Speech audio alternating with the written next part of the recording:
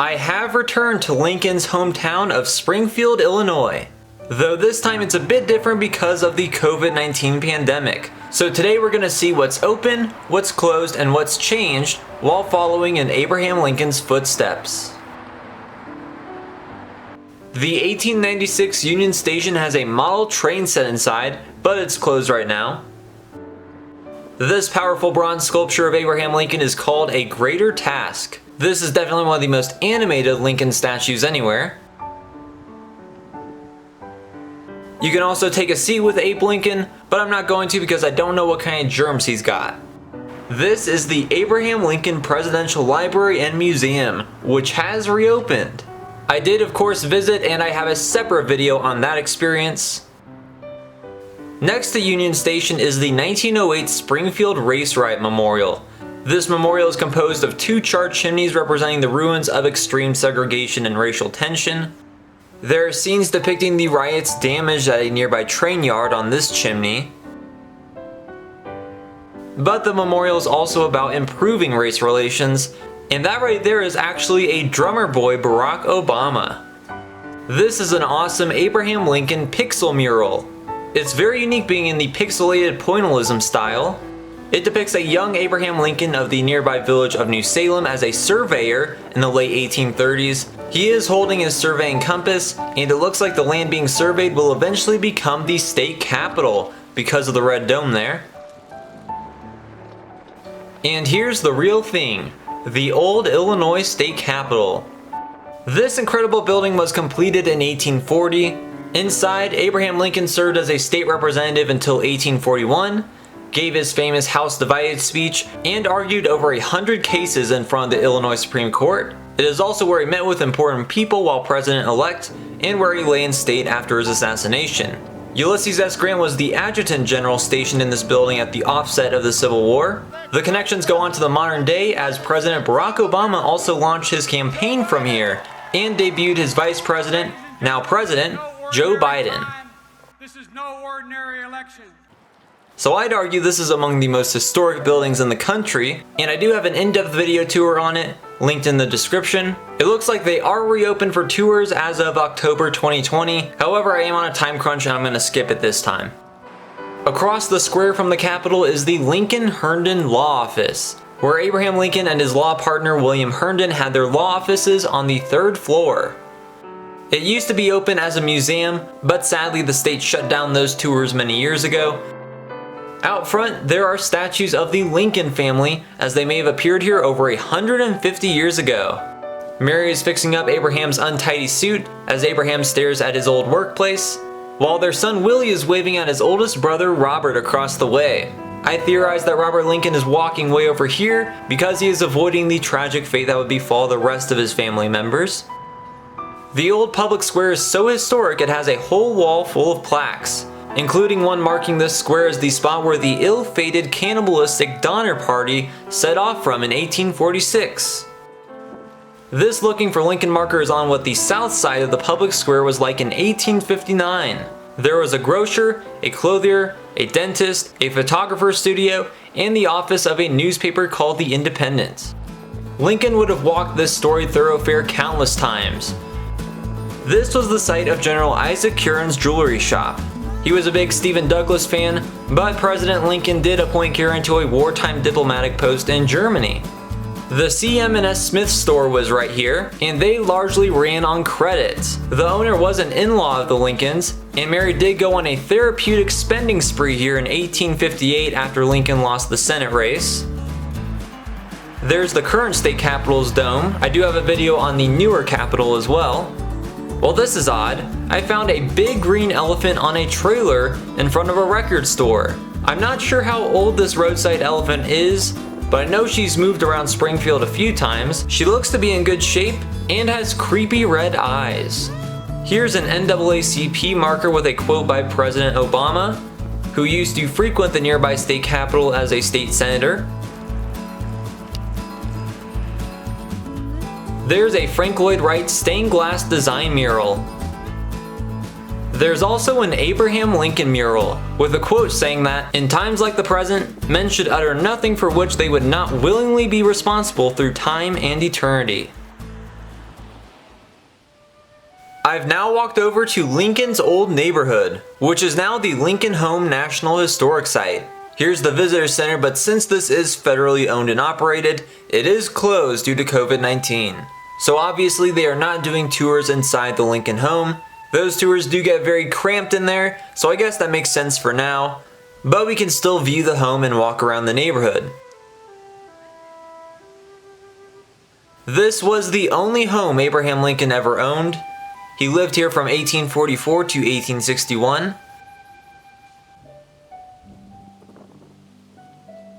This home has been open as a public shrine for over a century, and there's now signs saying that it's closed indefinitely. But of course it will reopen eventually, I hope. From here they have some bronzed old-fashioned cameras because this is the best and most classic angle to take photographs of the home.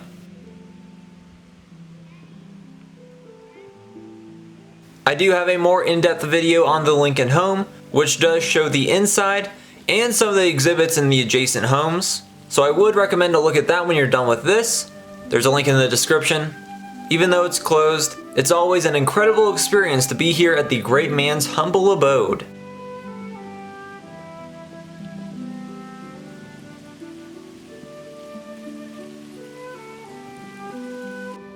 This is the Henson Robinson house, with its carriage steps still out front. I really like this replica Lincoln Campaign log cabin. Unlike President William Henry Harrison, Lincoln could actually boast about being raised in a log cabin. Hey look, there's a squirrel! This is the Dean house. It is usually open with some exhibits inside. And I believe this is the home that Mary Todd Lincoln lived in towards the end of her life and died in. Interestingly, the National Park Service does not mention this as being her death home anywhere. There's no signs and I can't find anything on the internet. This is just what I've heard about on my visits. So they really seem to downplay it for some reason, I'm not sure why. There's the tallest building in Springfield, the Wyndham.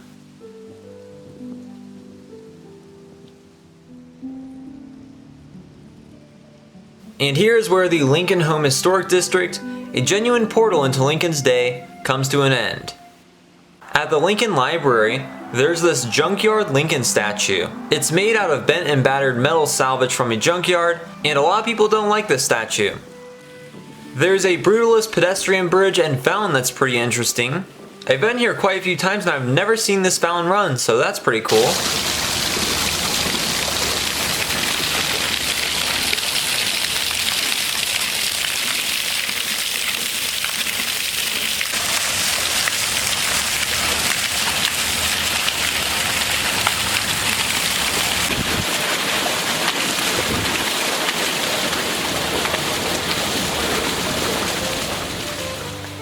This is the Great Western Depot, which as per usual is closed, but this is where Abraham Lincoln set off from Springfield for the last time to take up the presidency. The mural next to the railroad track shows Lincoln giving his short farewell speech to the citizens of Springfield, where he recognized that he may never return alive.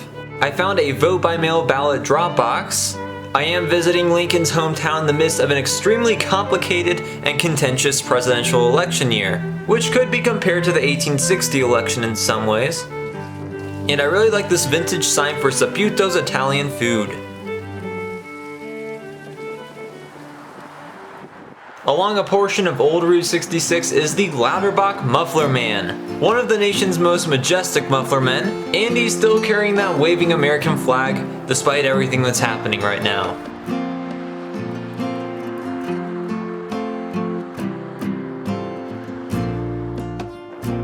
Before I head out of town, I need to make a stop at one of the most fantastical stores in the country, Scheels. I have been here before and made a whole video on it. Again, link in the description because that's probably going to be a bit more in depth, but I am going to show some of the wonders of Scheels.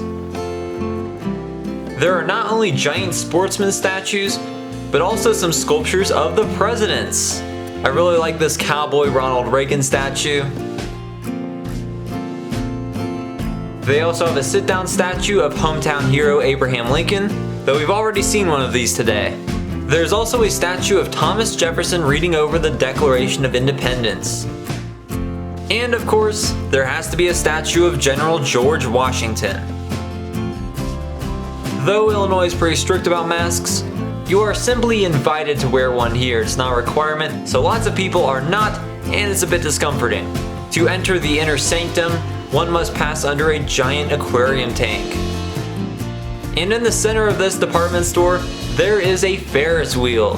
It costs $2 for a ride. I did the last time I was here, but I'm not gonna ride it this time. They don't allow photography or even cameras on it for whatever reason. One of the best parts of Scheels is the animatronic Abraham Lincoln espousing the Gettysburg Address on repeat. That this nation, under God, shall have a new birth of freedom, and that government of the people, by the people, for the people, shall not perish from the earth.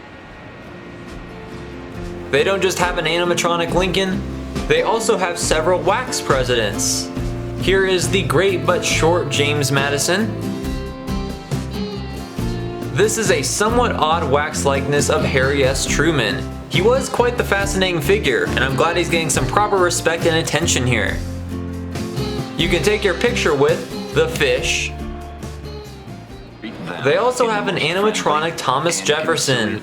The one in the Magic Kingdom's Hall of Presidents doesn't talk at all, so let's hear what good old Tommy J has to say. As to the object of your journey, satisfy them of its innocence. Make them acquainted with the position, Exodus. Arrange such a visit with them, and furnish them with authority to call on our officers, on their entering the U.S., to have them conveyed to this place at the public expense.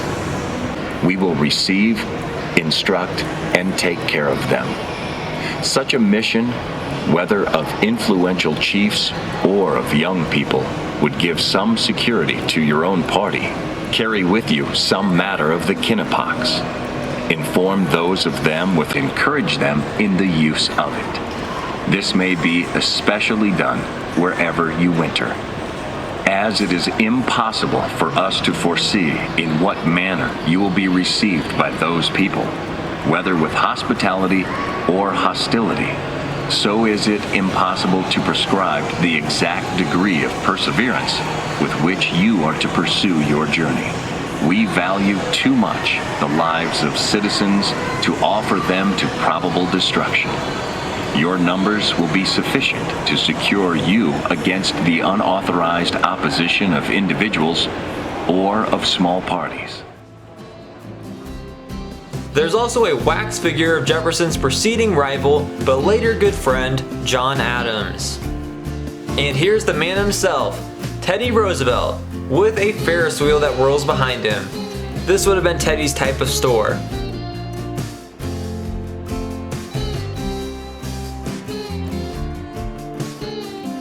They also have an awesome taxidermy mountain with various local and western animals. There's a bull moose with the bull moose candidate in the background. There's also a taxidermied bald eagle in this most American of stores. So much great taxidermy, have to love it. Well, that was my pandemic visit to Lincoln's hometown of Springfield, Illinois. While here I did film a detailed tour of Oak Ridge Cemetery where Lincoln's tomb is, and a video at the Presidential Library and Museum, so please take a look at those. Links to all sorts of interesting videos will be in the description. Also consider liking and sharing this video, and please subscribe to my channel for more. Thanks for watching!